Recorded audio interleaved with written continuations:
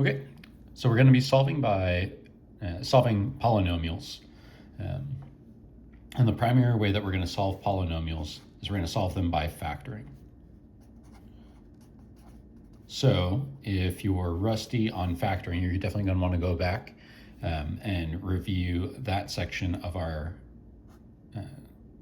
textbook. But we definitely want to do it by factoring. So your basic setup is you want to get your equation to equal 0. So this one currently is blah, blah, blah, blah, blah, x equals 0. Yeah? And so we're going to take a look at this equation and we're going to see, is there some way that we can break this apart into a form that looks like this? Parentheses, parentheses, and maybe more parentheses equals 0. Now, when I look at this one, this is what the textbook calls quadratic form, because it looks like the ones that we had been factoring in December, maybe something like x squared, well, I'm just going to use the exact same numbers, plus 6x minus 16 equals 0. And so this is where we want to look for something that multiplies to give us 16, multiplies to 16 and adds, to negative 16 and adds to positive 6. And those two numbers are positive 8 and negative 2. So, but we notice that this is an x cubed. So we're going to do x cubed plus 8 and x cubed minus 2 equals 0. Yeah. Now, if all that we're doing is solving, we can think about this as x cubed plus 8 equals 0, and we need to solve that, and x cubed minus 2 equals 0. If we have to factor this forward further, then we can break these apart into using the factoring rule for the sum or difference of two cubes. So I'm going to show that actually before I finish solving that, what turns out to be the simpler way. So if we're going to factor x cubed plus 8 further as a sum or difference, well, that's a sum where a is just x and b is just 2, because 2 cubed gives me 8. X cubed obviously gives me x cubed. So following our sum or difference rule of cubes, that gives us x plus 2 times x squared minus 2x plus 4. Okay. Now 2 isn't a perfect cube, so we can't break that apart any further.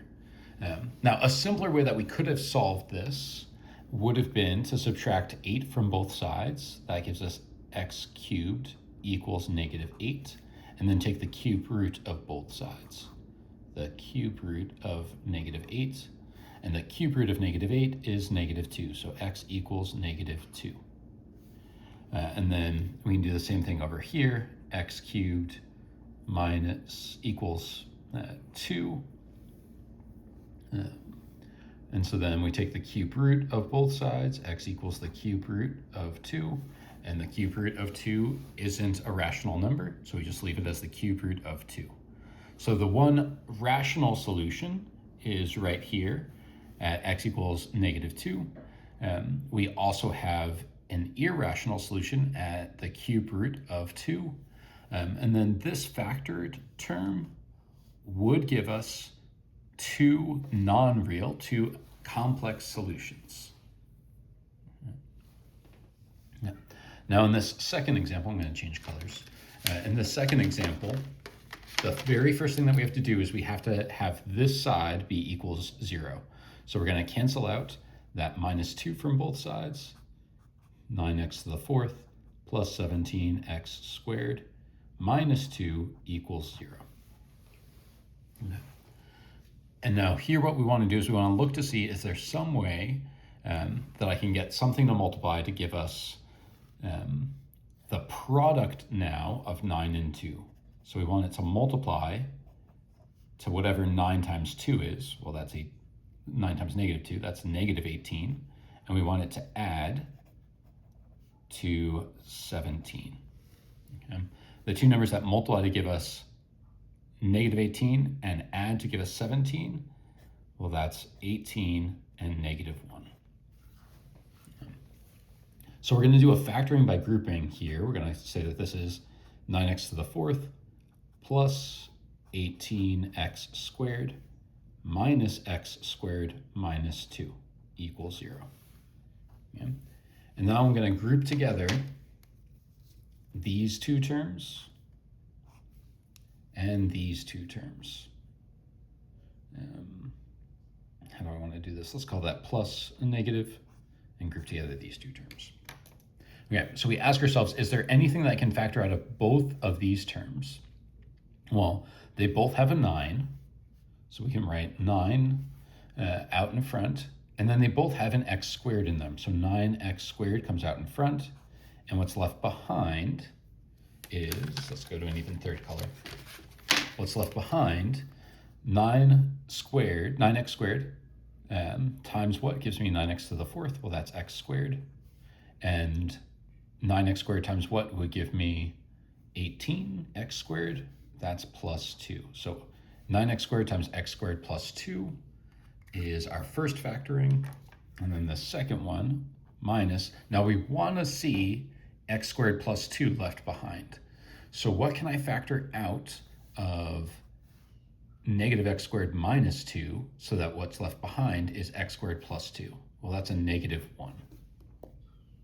So the thing that stays inside of parentheses is going to be that same x squared plus 2. Yeah. And then we have that equals 0. Now, since we have this repeated term here, x squared plus 2 and x squared plus 2, we can factor that out. And so we're just going to have x squared plus 2 here. And then this stays out in front in its own pair of parentheses. Minus 1, 9x squared. So that is how this expression factors out. Let's say that this equals 0. And now we want to solve each of those two parentheses individually, equals 0. So 9x squared minus 1 equals 0. Solve this by square roots. You can actually factor that if you wanted to, but solving this by square roots would give us 9x squared equals 1. So x squared equals 1 over 9. So x equals plus or minus the square root of 3. Oops, sorry, the square root of 9, which is 3.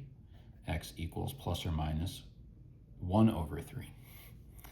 X equals plus or minus 1/3. X equals plus or minus 1/3. Okay, and then breaking apart, they're solving x squared plus 2 equals 0. Gives us x squared equals negative 2. Now, if we're only looking for real solutions, we can stop here because we know that when we take plus or minus the square root of negative 2 doesn't have any real solutions. But if we're working with non-real solutions, then we say that x is equal to plus or minus I square roots of 2. And those would be our two solutions, or 4 total solutions. X equals plus or minus 1/3, or x equals plus or minus I square roots of 2.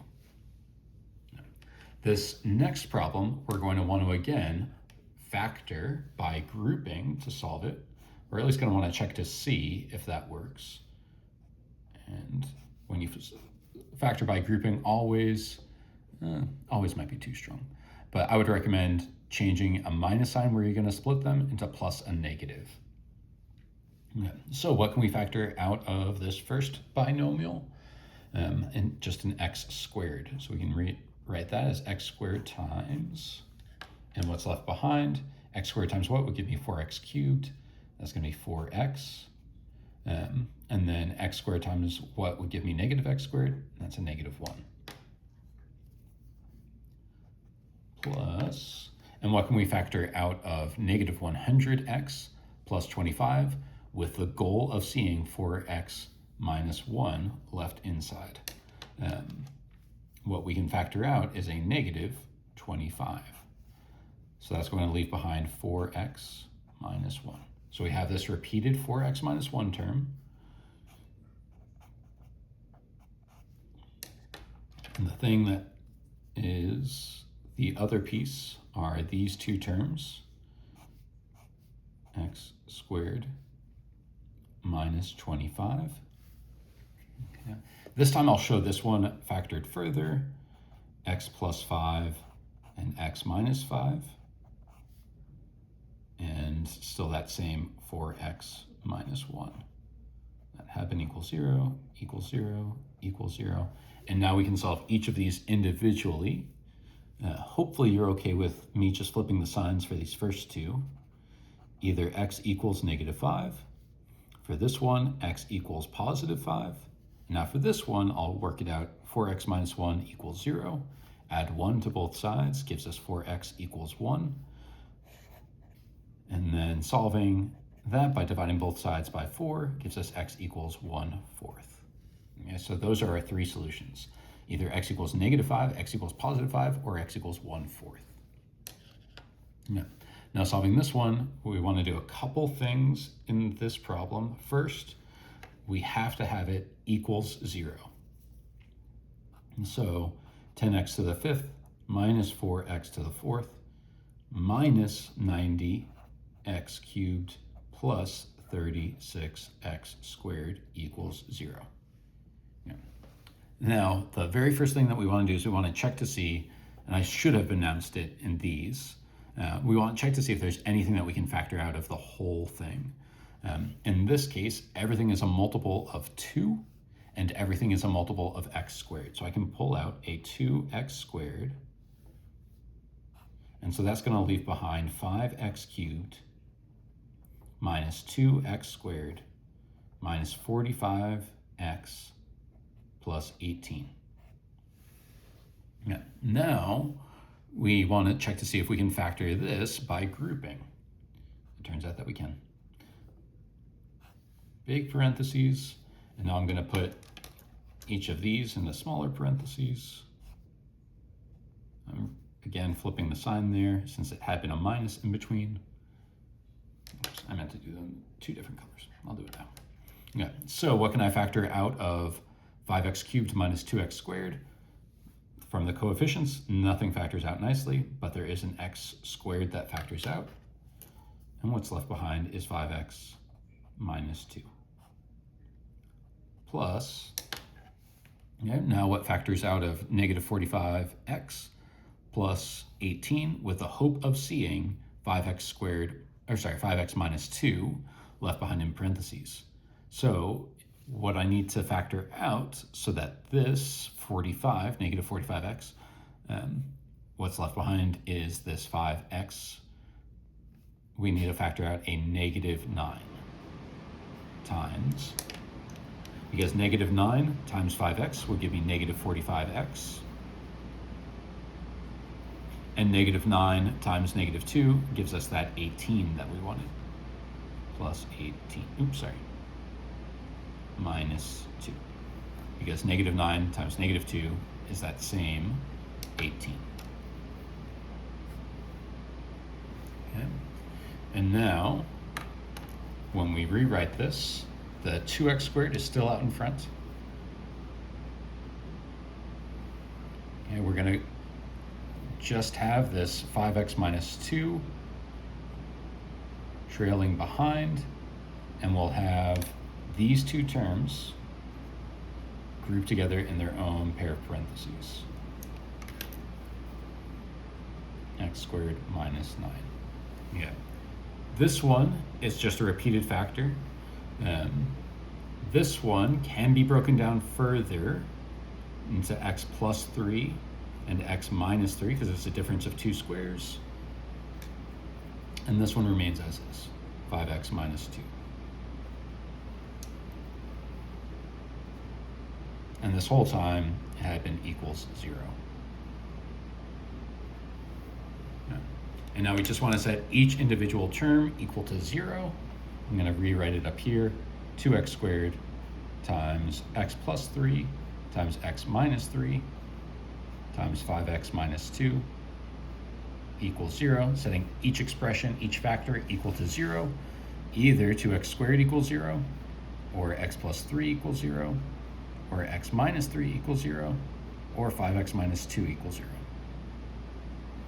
That gives us x equals 0, x equals negative 3, x equals positive 3, or x equals 2/5. Those are all of our solutions.